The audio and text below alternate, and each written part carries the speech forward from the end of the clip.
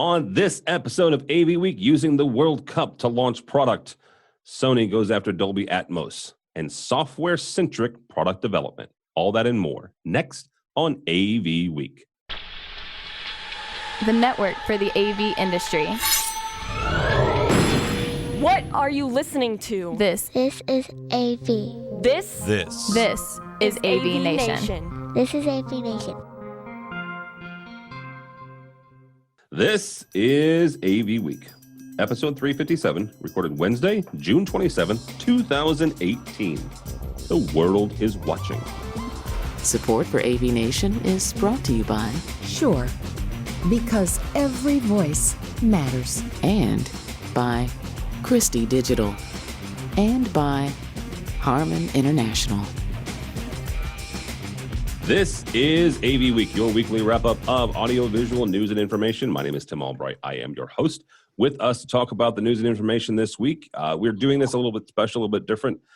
So I owe Miss Corey Schaefer something because it's 8 o'clock in the morning, my time, because I'm an idiot and I don't understand math. It is 6 a.m.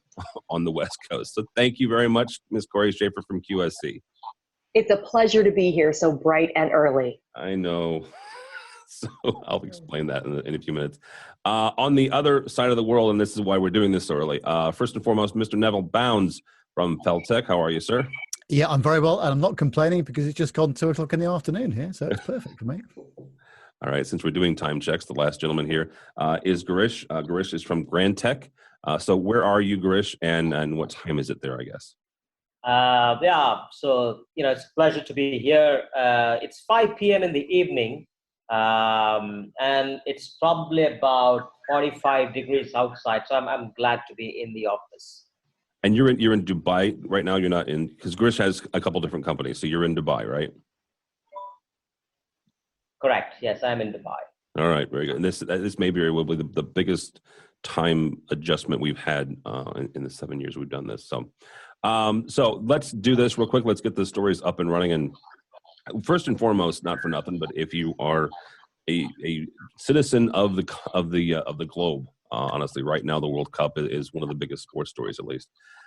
In the U.S., we don't have a team, so we all kind of choose our own. My second team didn't make it either, so I'm actually rooting for the English team, Neville. But it is the biggest. Every 4 years, the World Cup happens. It's huge. It's ginormous. Folks, come from all over the world to go to it. The story we're using, though, is from AV Magazine, and a Shenzhen-based company is actually using the World Cup as a product launch, quote unquote. A Shenzhen-based LED display technology company has held a product launch and customer training session in Moscow, timed to take place just before the opening ceremony of the World Cup. Corey, I'm going to start with you on this. You travel the world for QSC. You go to ISC typically every year. Events like that are not necessarily AV-centric or even technology-centric, does it make sense to go to where the people are, right? Go where there's a massive of audience and the world is watching, the media is watching. Does it make sense to go there and launch your product and do some customer stuff? Well, when I read this, I just actually thought it was brilliant because obviously it's the most watched event in the world. Russia is an emerging market, as mentioned in the story, and it opened with the fact that they even sold the sample screen that they were, leveraging this launch on. So to be able to create demand and to show it in an event that most of the world is watching, I actually think it's brilliant because it creates that pull through. I mean, many times us manufacturers, we go to Girish and our Neville, our integrators, and we ask, we show you, and then we want you to bring it to the customer. But to be able to have a customer see it and watch it and do that pull through, I actually think is really brilliant. And again, in an emerging market, so not the typical markets we would do a launch in. Yeah, Neville, Corey makes a really good point that Russia is still an emerging market. Is this something where you could, from an integrator standpoint, partner with or support a manufacturer who maybe comes to your town or is helping you trying to get into an emerging market or a new vertical? Yeah, very much so, Tim. And of course, the problem we've got these days, and everybody's the same, I guess, we're all so busy when the manufacturers come to us. There's hardly anybody at the office because we're all out doing our jobs. But when there's a big event on in town like this, then it's absolutely relevant, especially when there's end user involved as well, and especially when there's high-end new technology being spoken about. So it's a superb opportunity. And I think this is going to set the tone for more of this kind of thing in the future. All right, Girish, Neville makes a good point, setting the tone for this stuff in the future. What other events around the world? Obviously, the World Cup happens once every 4 years, so you obviously can't do a World Cup every year. But you have the Olympics, you have the World Cup, you have other high-profile sporting events, and other events that are not necessarily sports related. So whether it's in the Middle East, or whether it's in India or Asia, or even in EMEA. What other events do you think that would make sense for in both integrators and for manufacturers to, again, go where the people are? Yeah. So the world's richest horse race happens in Dubai, right? That could be an exciting event. Yeah, the world's richest in terms of the prize money. That happens in Dubai. So yeah, and it's of course it's not comparable to the football, which is happening, the soccer. And I thought too that it's a very, very exciting time to do product launches, and these technologies are actually used in many of these facilities to watch these matches over the satellite or over the internet. In terms of streaming, so I honestly believe that they seize the opportunity to do this. All right, very good. Next story up here comes to us from AV Interactive. Sony launches their Sonic Surf VR immersive spatial audio system. At InfoComm 2018, they introduced a suite, quote unquote, of spatial audio technology combined with new multi-channel speakers and specifically developed software designed to simulate placing, moving, and partitioning sounds in one space. Neville, I'll start with you on this. This sounds an awful lot to me like Dolby Atmos, which, if you're not familiar with Dolby Atmos, it's multi-channel. There's several speakers. It's designed to do spacing and movement and stuff like that. Two questions here, Neville. First of all, does it sound like Dolby Atmos to you? Do you think this is Sony going after Atmos? And secondly, I love Sony. Do not misunderstand. Don't send me emails on this.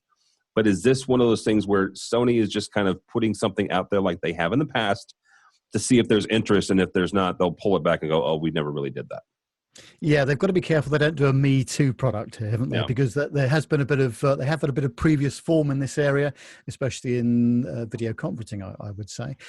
This does feel like a bit of an Atmos alternative, shall we say? But actually, there's plenty of market for this stuff, and certainly in visitor centres, exhibition areas, tourist zones, this kind of stuff, I think is a great opportunity. So I did actually go and see this, and it was impressive. And there's always more possibility worldwide to sell this kind of solution. Looks like, I didn't get a price point on it, but it looks as though as long as you're dealing with the content properly and you've got a good way of making it all work, I think it could be a good solution. But yeah, but they could be testing the market. So it would be interesting to see whether this is a long-term investment for them, see how it goes. Yeah. But where did you see the product? Was it at InfoComm or? Yes. Yeah. Okay. I wish I had seen it. I didn't see it there. Yeah, it was impressive. I think, Neville, the reason you didn't see a price, because that's one of the other things that Sony is historic about doing, is at least in the first couple phases of kind of testing the market, they don't give a price. Figure out, they can, I guess they figured that out later. Girish, Neville mentioned that there's several markets for this, whether that's VR or that's an actual home theater, or possibly into movie, cinema displays and cinema installations. What other markets does it make sense for this to be looked at and considered, at least from a design standpoint? Obviously, it's not ready yet, so maybe look at something that's a year or two down the road. Yeah, so I had the opportunity to see it as well, and it was quite impressive. And I believe that from an integrator's point of view, that there's a lot of opportunity that will exist in the experience centers and in the museum arenas, and especially in the space kind of museums where they build experience centers to bring in visitors so that they can really get not only a visual treat, but a real audio treat as well, if that is properly integrated. And as I said, is it ready yet? But these are the opportunities that can be built over a period of time. All right, Corey. Again, Corey works for QSC. When you guys start looking at products like this, because there's not for nothing, but QSC eventually will have to process this information. Is this something where, again, and not trying to bash Sony, but again, they have a history of kind of pushing things out there and seeing if there's availability. Do you guys wait until it's really available on the market to start having conversations with them, or is it something where, oh, hey, that looks cool, maybe we should start the conversation before they even put a price on it and start making it available? No, I think because our development team, just isn't sitting around, with nothing to do.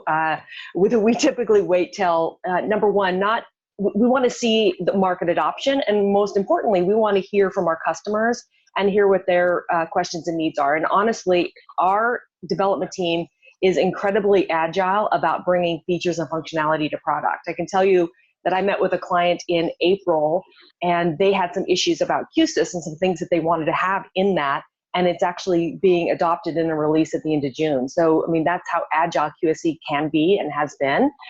On this, I actually feel like for the applications they're talking about, the experience centers, the museums, and so on, this would be an amazing technology to bring to the visitor.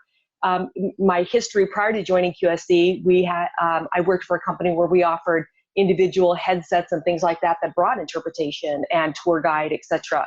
And as a visitor to a museum, you just don't want to use something like that because of the sanitary issues. And if you are a museum and you're handing those out, you're concerned about getting those back and managing your inventory. So I feel like, if this were to come to market, they definitely would have customers for it.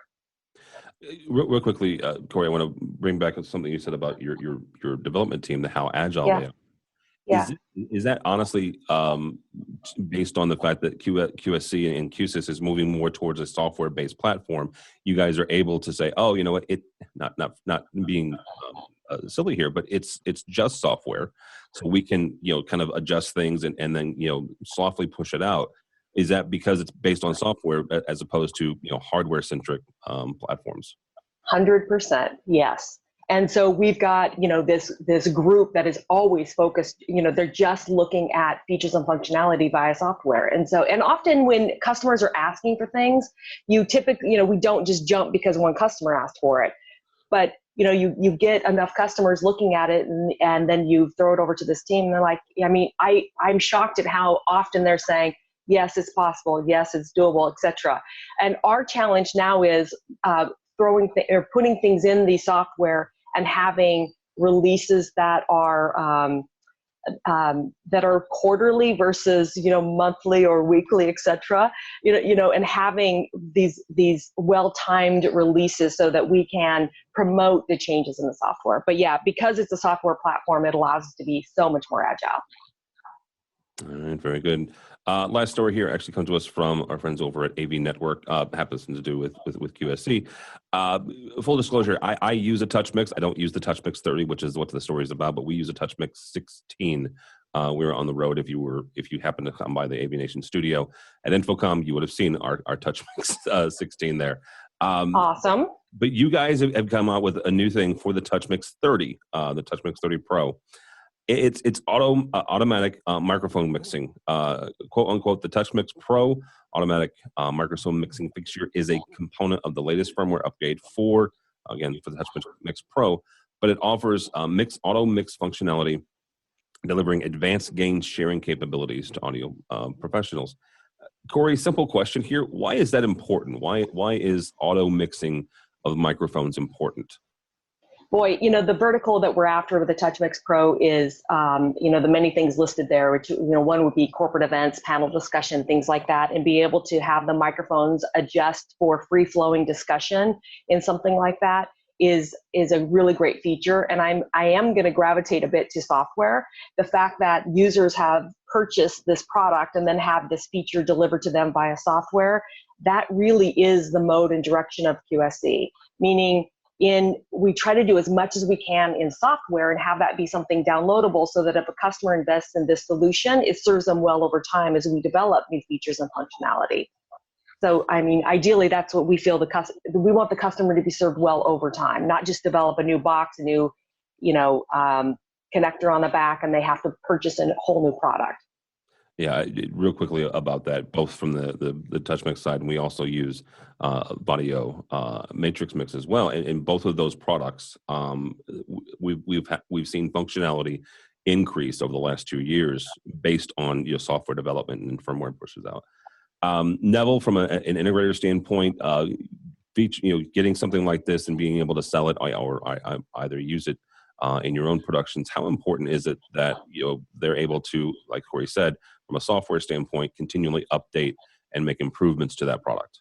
Yeah, I think it's essential, actually, Tim. And we're seeing this a lot, aren't we, across the board with people just downloading license keys or firmware updates. It has to be the way that the platform works, because as the manufacturers come out with more and more functionality, and they're not just coming out with new functionality every 3 or 4 years where you might want to buy a new piece of hardware. They're coming out with it, as Corey said, quarterly or even more than that possibly. So actually the firmware updatability for this kind of thing is really important, and it can bring a whole load of extra functionality to a platform which has still got 3, 4, 5 years of life left in it. Let me ask you this, Neville, and Girish, I'm going to ask you the same question.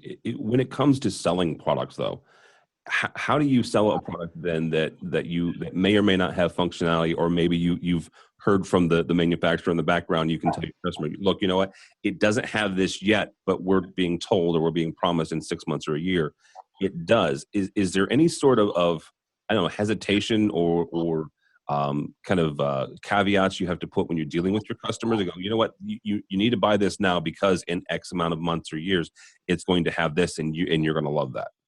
Yeah, it's a very difficult one to call. And I think you've got to be really careful with those sort of conversations because with the greatest respect to Corey and all the manufacturers out there, you never quite know when this stuff's going to come off the line. And, sometimes it's 6 months and sometimes it's a year and sometimes it's 2 years and sometimes it never sometimes, I was just going to say, and sometimes it's never. Yeah, so I think some careful wording and actually managing everybody's expectations here. I think it'd be wrong to buy a product on the basis that something might come in 6 months' time. But I think in general terms, the manufacturers that we're speaking to, and QSE are one of them, they're always listening for new ideas, new information, and also feeding back to us. What sort of functionality would you like? And those sort of conversations are very valuable indeed. Yeah, Girish, that actually would be my next question is what is the communication system like? Whether it's QSE or it's another manufacturer, when you're going, okay, can we get this? What is that communication like, and then how do you translate that again back to your customers? Yeah, so I couldn't agree more with Neville. So you got to be really, really careful in communicating what the expectations are, and then be able to set the expectations right, with the customers, and especially when you commit something, it's almost like a kid in a candy store. The customer wants everything, right? So it's really very, very important to set that expectation, and then be able to drive that from there. So it's to me, yes. So what we tend to do is ideally we tend to wait for a couple of good case studies so that we basically de-risk that. Of course, there are always early adopters, but in an emerging market like ours, we always tend to wait for a couple of good case studies so that we can start proposing this from an integrator's point of view. All right, very interesting. I actually one last question here, guys, as we wrap up here. All three of you were at Infocom this year. Girish was at Infocom, Neville was at Infocom, and obviously Corey with QSC. But Girish and Neville, I want to get your take because both of you also attend ISC. Actually, so does Corey, and so do I. But Girish, I want to start with you on this. Can you kind of give folks who have been maybe only to Infocom or maybe only to ISC, I'm not asking you to say one is better than the other, but just a comparison contrast between the two and benefits of you coming from not only in India but also from Dubai for coming to the show here in the States. Yeah, we got to be staying update with every kind of information which is available. But for the 23 hours of flying to get in the United States, rest everything is really, really good. So for us, both these shows are important, and we tend to represent these. But what I feel is the Infocom in the US is more US centric, which is a good thing, not a bad thing, because a lot of new technology. So I was asked a question some time ago. In an emerging market, do we follow a matured market? And the answer is yes. So some of the new installations that happens in the United States or in the Europe or in the UK, which has gone through this, and then we bring it back into our markets. So for us, it's extremely important to be present and be aware. I'm not definitely going to put one against each other. Both of these shows are important. Yeah. Rich, do you see things at Infocom that you don't see at ISE? Not really, so I do see them at both locations, but in fact, I see more things in ISE than at the Infocom.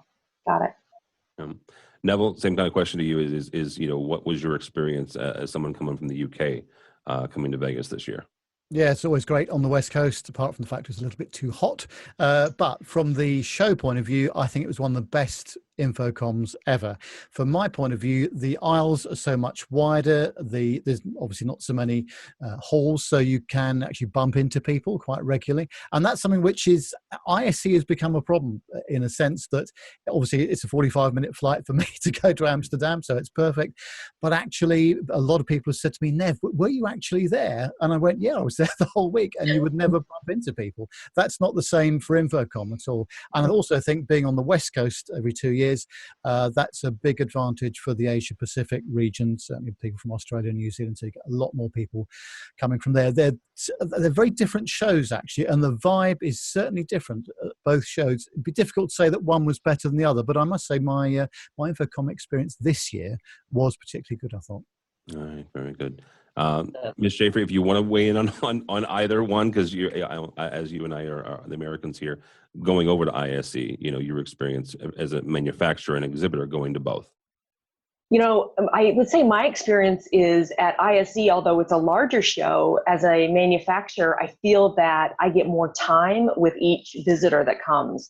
So, you're sitting down, you're having coffee, you're actually having really great dialogue. I mean, so much more time. I feel that at the Infocom show, it's, people are just in a big rush to get to the next, and the next, and the next. And I actually would love to see Infocom add another day, because I just felt, I know people are going to hate me, but I just feel that there's so much. I mean, with Tide, Center Stage, there's just so much to see. And quite frankly, this year, I just didn't get to see it. Yeah. No, and you were not the first nor the last person to say that Infocom should go to 4 days. So, every year, and I will get the conversation with the folks there at AVIXA, and that's one of the most common questions they say that they've gotten is the two questions is when are you going to settle on one city? They're not. Right. And when they go to 4 days, and that's a continual conversation. And honestly, according to AVIXA, that's a conversation they have, number one with their manufacturers, the exhibitors, and then number two with obviously the stakeholders in the industry. So they send out a survey at the end of the conference asking, and I did put that on there, add another day. All right. That's going to do it for us, folks. Thanks so much. Ms. Corey Schaefer from QSC, thank you again for getting up early and hanging out with us. Anytime. How do people find you and or QSC? So QSC.com, Corey Schaefer, you can find me on LinkedIn, Twitter, etc. And then also at QSC, we have a big YouTube channel. So again, just look at QSC on YouTube, a lot of really great videos there. And find QSC on all the social media, Facebook. We have many Facebook groups, one on QSYS, one on TouchMix, etc. Get a lot of great customer feedback there. So look for QSC all over social, and look for Corey Schaefer all over social. All right, very good. Mr. Neville, thank you, sir. You're very welcome. Yep. You can find me at Feltech, feltech.co.uk. We're a systems integrator for broadcast and audio-visual systems just north of London. On Twitter, I'm at NevTech27. And in my spare time, if I had some still, I do an aviation podcast every Friday with two of my colleagues, and that's at planetalkinguk.com. Yeah, if you're watching the video, that's why Neville's studio looks better than mine. He has nice soundproofing behind him. So, Girish, thank you, sir. I appreciate it. How do people find you or Grantech? Well, thank you for having me here. You can find me at grantech.com, which is GRANTEQ.com. And my Twitter is @Girish Narayanan. And it's very exciting to be here, and that since it's very coincidental, we are actually at the commissioning stage of a very large auditorium using all QSE here in the United Arab Emirates, right? Awesome. So, yeah. Let me know how it goes. Yes. I have actually seen some stuff of it. It's very exciting. It's for a very large university right here. So. Yeah, so it's a really exciting time for us. All right, very good. Well, thank you all so much. Again, 5 o'clock in the afternoon for Grish and 6 a.m. for Corey, and it's been fascinating for me. So thank you all so much. Don't follow me on the Twitters or social media, but go by the website if you would, please, AVNation.tv. AVNation.tv. You will find this program and a host of others. While you're there, please check out our underwriter section. These are the folks who help us financially, who support us and help us do AVWeek, and go to Infocom. And in about 2 or 3 months' time, we'll hit Cedia from San Diego. So all that and more at AVNation.tv. AVNation.tv. Thanks so much for listening. Thank you so much for watching. It's all the time we have for AV Week.